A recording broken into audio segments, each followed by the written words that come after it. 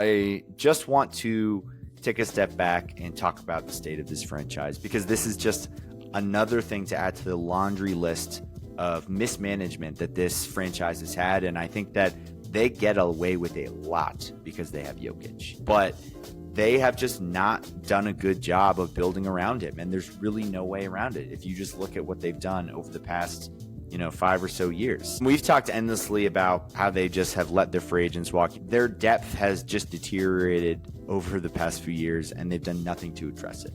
And, their whole spiel has been, well, we're going to let the expensive guys walk, backfill them with young guys that we focus on in the draft.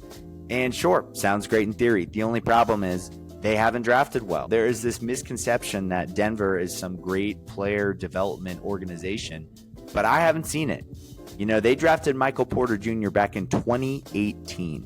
That was 7 years ago. If you just look at the last 6 NBA drafts, they essentially drafted 1.5 rotation players. That's Christian Brown and Peyton Watson in that span, and a whole lot of swings and misses. They don't have a single pick they can trade. They have no cap flexibility. They've let all of their key free agents walk. They've drafted poorly, and they are wasting Nikola Jokic's prime. This guy is on pace to be a top 15 to top 10 player of all time. That's how ridiculously good he's been. He's a 3-time MVP that could easily be a 5-time MVP.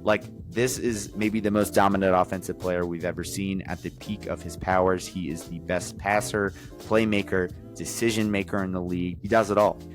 He is so incredibly unique and a generational player, and this team had the opportunity to go all in to build around him, and they've, in my opinion, botched it. They haven't made an impact ad since Aaron Gordon. That was 2021. That was 4 years ago. Throughout all of Jokic's prime, they have stood pat, they've been complacent, and they just now are firing the head coach at this point in the season.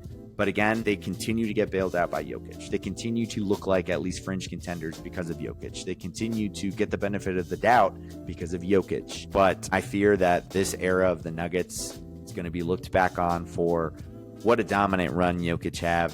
I can't believe they only got that one championship. And that's going to be really just disappointing if you're a Nuggets fan.